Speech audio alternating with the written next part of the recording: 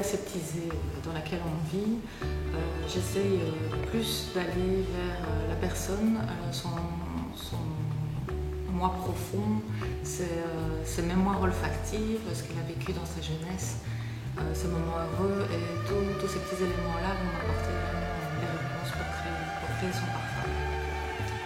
Donc, je ne vais pas m'attacher à l'image, au look, à la mode, à une égérie. C'est vraiment la cliente qui va m'apporter son vécu, et avec son vécu, on va créer sa fragrance. Pour rentrer dans la matière, justement, je commence par faire sentir la matière.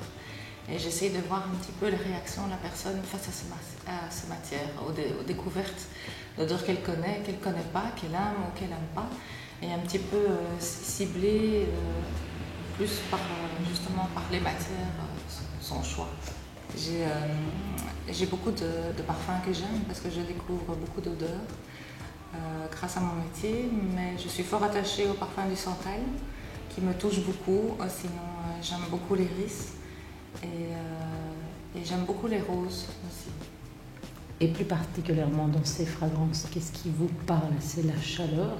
Comment vous décririez l'attirance? En fait, l'attirance, c'est la chaleur, mais c'est aussi le ressenti que j'ai quand je sens le parfum, comme il me touche à l'intérieur de moi.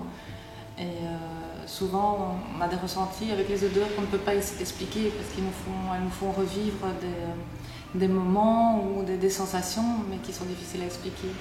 Et donc, quand je sens du santal, effectivement, j'ai des sensations très fortes.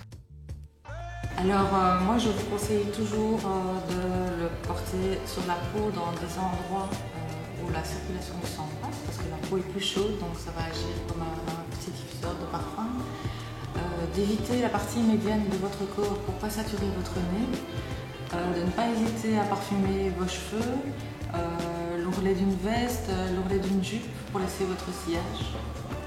Alors, une fois qu'on a choisi son parfum et qui vous convient vraiment, je pense qu'il faut aller tout doucement et progressivement dans votre parfumage, parce que vous risquez effectivement d'en mettre trop. Maintenant, on met souvent trop de parfum parce qu'on a saturé son nez et qu'on ne sent plus son propre parfum. On a l'impression qu'il ne sent plus, on en met de plus en plus. Donc justement, parfumer juste un petit peu dans le cou, un peu les cheveux, les poignets, sont des manières progressives et douces de s'approprier le parfum et de ne pas en mettre trop.